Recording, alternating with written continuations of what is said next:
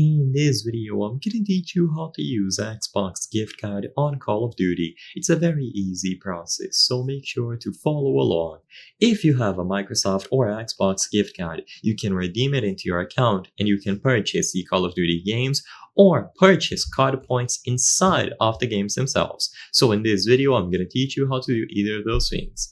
First, you will have to redeem your Xbox gift card. You can do this through the website. So if you want to follow along through a PC, a laptop, or even your phone, open a web browser and you will go to xbox.com/redeem.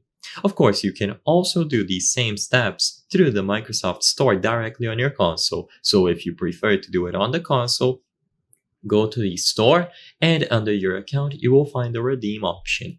Then what you have to do once you visit xbox.com/redeem or you choose the redeem option inside of the store is to input the code here.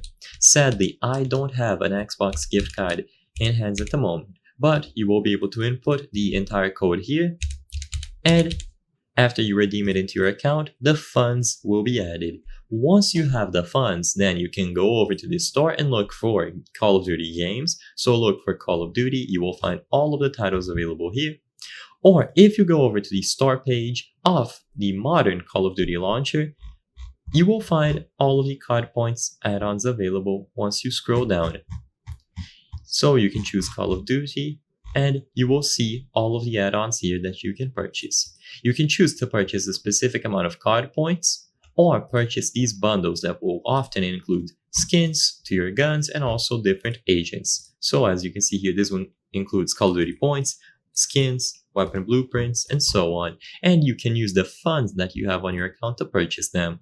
You can also simply go inside of the game and choose the option to purchase. As long as you properly redeem the funds from the gift card into your account, then you will have them available to purchase any of these add-ons to the game. So I hope I was able to help you.